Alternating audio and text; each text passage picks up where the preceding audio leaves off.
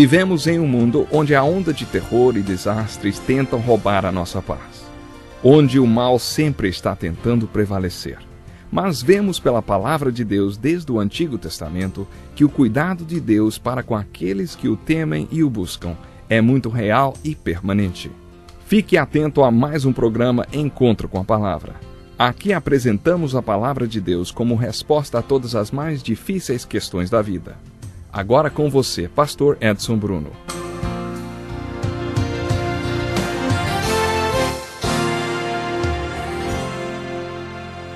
Eu sou o caminho, a verdade e a vida. Ninguém vem ao Pai a não ser por mim.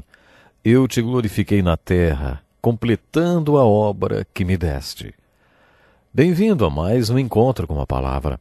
Estamos iniciando o estudo do Novo Testamento com os 4 Evangelhos. Os versículos que acabamos de ler servem como introdução ao estudo dos Evangelhos de Mateus, Marcos, Lucas e João. Os Evangelhos são as boas novas de que Jesus veio e veio com uma missão. Ele sabia qual era a sua missão. Jesus tinha uma determinação gloriosa de cumprir a obra que tinha recebido do Pai. A história do mundo foi dividida em antes e depois de Jesus, por ele ter completado toda a obra que Deus lhe designou. Quais foram as obras que Jesus fez? Quando ele diz, eu te glorifiquei na terra, completando a obra que me deste, a que obra ele se referia, hein? Encontramos a resposta para essa pergunta nos Evangelhos, considerando o espaço que os autores do Evangelho dedicaram à morte de Jesus na cruz. Essa foi grande parte de sua obra. Mas sua morte na cruz, mesmo sendo tão importante, não foi sua única obra na terra. Ele também nos mostrou como podemos viver nos relacionando com Deus. Quando observamos o ministério de Jesus, devemos considerar o seu ministério de redenção, que consiste de sua morte na cruz, e tudo o que a cruz significa. Mas, além do seu ministério de redenção na cruz, Jesus também teve um ministério milagroso de cura. O seu ministério de cura não inclui apenas cura física, mas também cura espiritual. Temos vários exemplos de pessoas que foram impactadas por Jesus. A mulher samaritana, que recebeu um novo nascimento. Zaqueu, que teve sua vida totalmente transformada, e outras pessoas que foram chamadas de uma vida de pecado para uma regeneração, para uma cura espiritual, que geralmente leva à cura física e emocional. Cerca de 1/3 da narrativa dos evangelhos falam sobre as obras de milagre de Jesus. Quando você estiver lendo os evangelhos, e nós ainda estamos na introdução deles, especialmente o evangelho de Marcos, observe a ênfase que ele deu ao ministério de milagres e de cura de Jesus, e principalmente ao seu ministério de libertação. De exorcismo, vamos dizer assim. Aqueles missionários que pregam para pessoas que adoram o diabo e que se entregaram aos poderes do mal, sabem muito bem o que é exorcismo. Missionários que trabalham com esse tipo de pessoas e lidam com esse fenômeno em seus ministérios sabem muito bem que opressão e possessão demoníaca não são brincadeira. Observe também que Jesus, na maioria das vezes, nem dirigia a palavra para a pessoa que estava doente. Ele se dirigia aos demônios que estavam na pessoa. Não dá nem para imaginar o que aconteceria se Jesus viesse à Terra hoje e visitasse um de nossos hospitais psiquiátricos.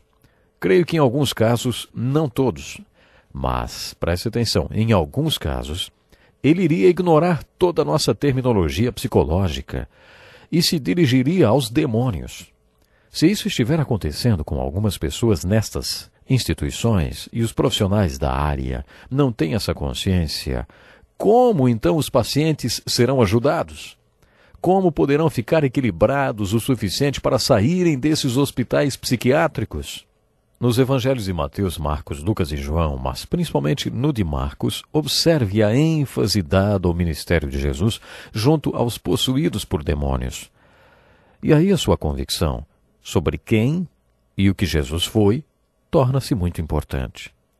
Será que, depois de ler os relatos nos evangelhos sobre as libertações que Jesus realizou, você ainda acharia que, se Jesus viesse hoje, ele precisaria conhecer mais sobre psicologia do que ele conhecia há 2000 anos?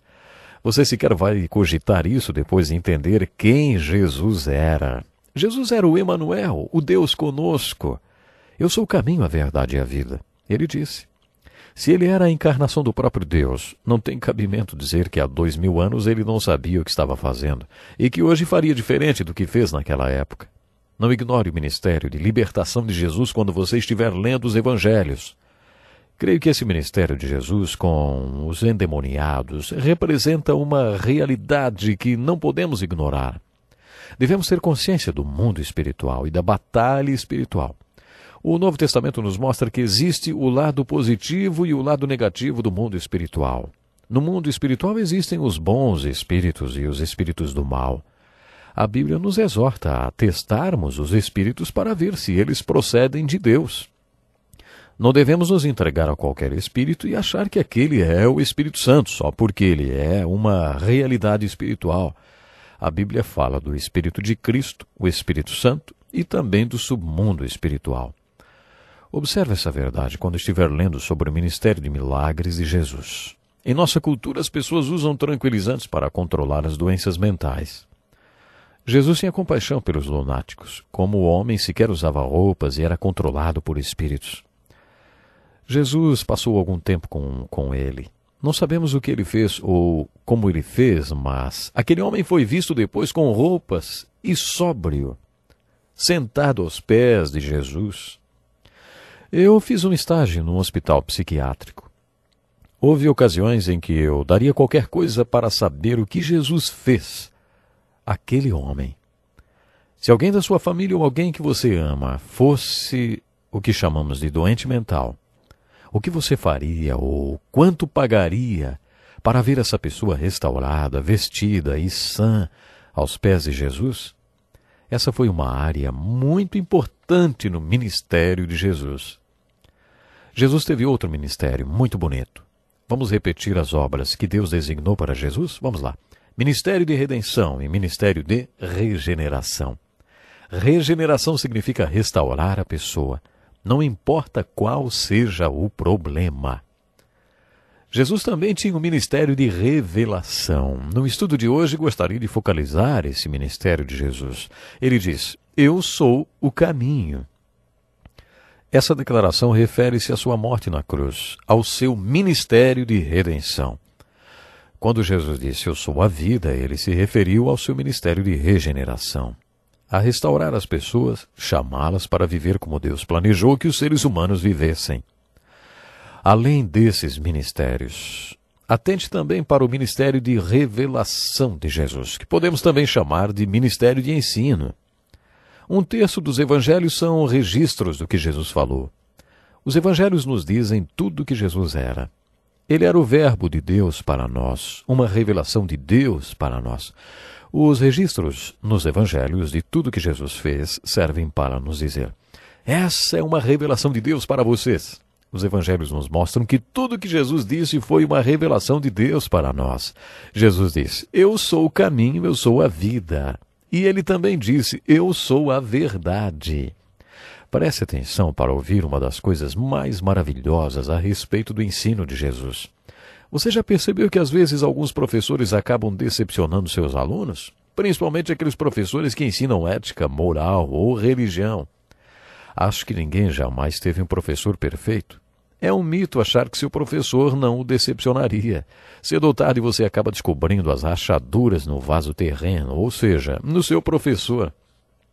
Algumas pessoas ficam tão desiludidas que chegam a dizer, nunca mais vou ouvir o que aquele professor diz.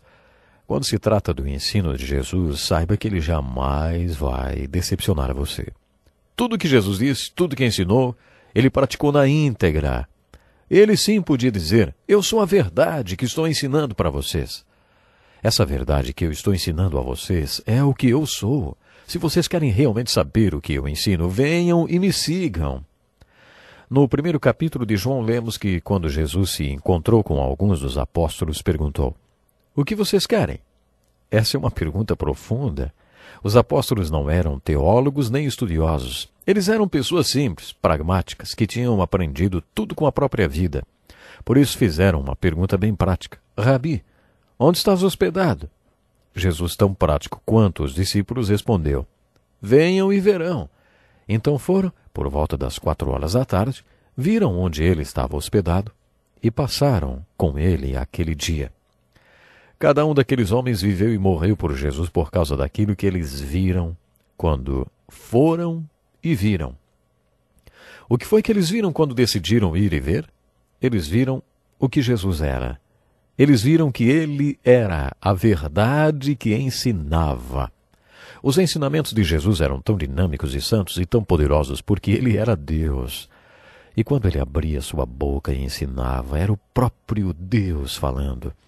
Jesus estava exegesando, vamos dizer, revelando e trazendo à tona a verdade de Deus.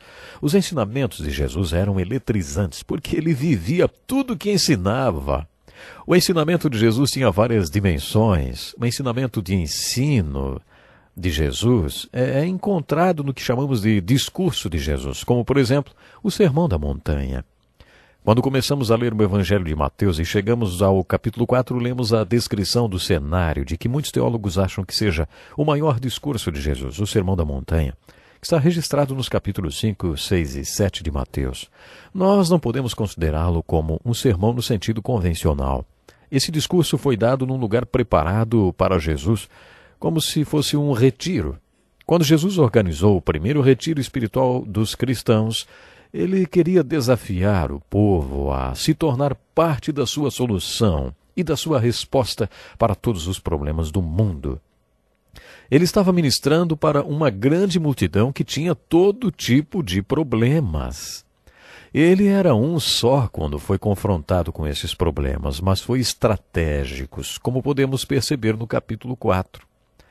Ele foi para o topo da montanha, como lemos em Marcos 13:13, e dali Jesus convidou as pessoas para se juntarem a ele.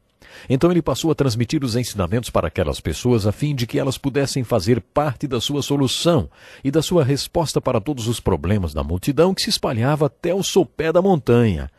O Sermão da Montanha é um dos discursos mais dinâmicos de Jesus. Estudaremos esse sermão em detalhes brevemente. O discurso mais longo de Jesus foi o da última ceia, registrado no Evangelho de João. Jesus iniciou seu ministério com um retiro e o finalizou com outro retiro. Ele iniciou seu ministério com o que chamei de o primeiro retiro espiritual cristão, no topo de uma montanha, onde fez o Sermão da Montanha. Quando Jesus terminou aquele discurso, fez um convite desafiador. No final do seu sermão, ele pediu que as pessoas firmassem um compromisso. Não sabemos quantos estavam presentes ouvindo o Sermão da Montanha. O que sabemos é que apenas 12 aceitaram o desafio. Jesus comissionou aqueles 12 homens para serem sua solução e sua resposta. Infelizmente o meu tempo hoje acabou, mas não perca o próximo programa.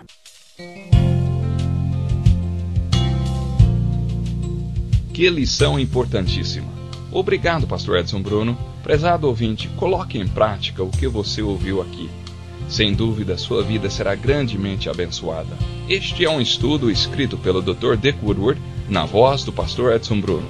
Escreva-nos e solicite o material. Nosso endereço é Encontro com a Palavra, Caixa Postal 2011, CEP 89201-970, Joinville, Santa Catarina. Até o nosso próximo Encontro com a Palavra.